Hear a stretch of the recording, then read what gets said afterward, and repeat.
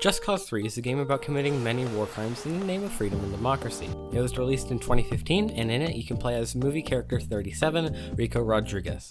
In it, you must overthrow the fat man with a killer mustache for doing non-pogger things to the people of Medici. To do this, you will liberate towns and military bases to spread democracy by attacking critical infrastructure. But first, click the fucking button. Done? Okay, cool. So, how do we liberate the people of Medici? Well, first, our boy is sent in by plane from the agency, not the CIA, even though this is very on brand for them. He's okay in the beginning. He has a grappling hook and a parachute, which is cool. Anyway, you blow up military men with big gun then little gun, and are given access to the wingsuit, also known as the greatest thing ever. Now we can fly like a fucking brain-dead badass. However, you are still pretty weak. To improve, we must, play the game. See, Rico is a piece of flesh stapled to a skeleton and therefore is incredibly weak. To fix this, we must give him drip.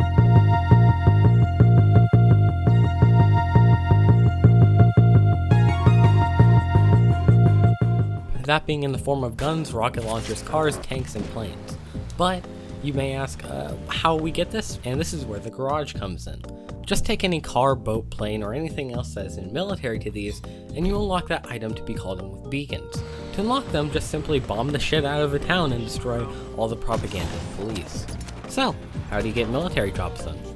Blow shit up, what'd you expect? Specifically military bases, which will give you one specific military vehicle, which can be anything from a car to... well, we'll come back to this one later. That's the premise of the game, yep. Blow things up to blow more stuff up. Now, you may think that this would get boring quickly, and you would be right if A, the explosions weren't so good to watch, and B, that was the only thing to do. See, getting drip is not the only way to become more powerful. Rather, we will slowly turn this human into a living superweapon. What do I mean? Well, whenever you liberate an area, you are given access to multiple challenges. Now, in most games, these challenges would be either worthless or have a very minimal effect. What the fuck, no, how boring would that be? Jesus Christ, no. We got more tethers, more C4, a car boost. Overall, very cool. Also, the challenges are pretty fun most of the time. For example, you can roleplay as a suicide bomb. Oh. So, you've been a good CIA grandma. You got some new vehicles, toys, war crimes, all on the day's work. Anyway, how do we maximize civilian casualties? See, Just Cause 3 was never a balanced game because that shit's for nerds. Therefore, there are many creative ways to cause the local orphan population to increase. First, the Bavarian tank, also known as a crack nutty tank. That's right, it has a shield so you literally cannot die. Boring and unoriginal. For a more inspired take, we must turn to the Irish. The car bomb is truly inspired. Go ahead, call in reinforcements. They can't unbomb your car.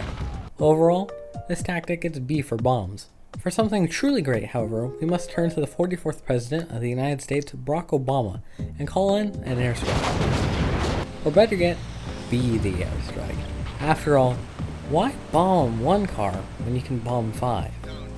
Honorable mentions include tethering vehicles or people to the ground, or using an auto-clicker in a helicopter. With these tools at your disposal, the amount of damage you individually can cause, well, the sky is the limit. Check it. Oh, I think I got the fever. I'm heated. Pumping up the meter.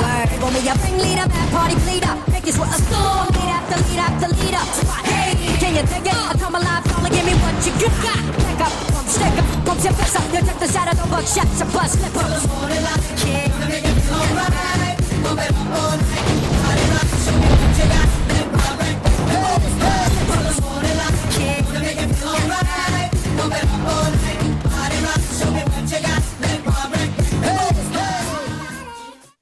Anyway, see, the base game is somewhat realistic.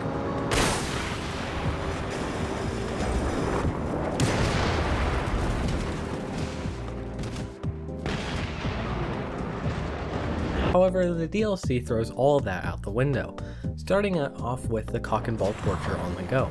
Your wingsuit now has a gun, and a rocket. Yep. Also, you can now fly and become a literal fighter jet. In addition, you get a piss gun and a drone. Next, we got the Jeff Bezos mech suit with optional gun attachment that can pick up boats, tanks, planes, people, and your mom. Finally, we got a rocket boat, which is definitely not broken, and well, concentrated lightning, which is definitely some Geneva Convention violation. Also, because every game has to have some, we got collectibles.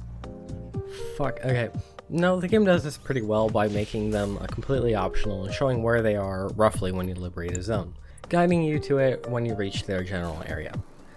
These vary from vintage parts, which can give you an old World War II plane, dual revolvers, or whatever the fuck this is, terrible shrines, which make fast travel free once you've collected all of them.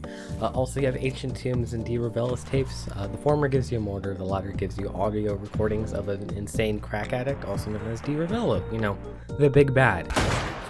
And a semi-invincible helicopter. Also, some vehicles can only be found in remote areas, so you must go looking for them and return them to a city like this piece of shit. So, Just Cause 3. Wholesome family fun. Please subscribe.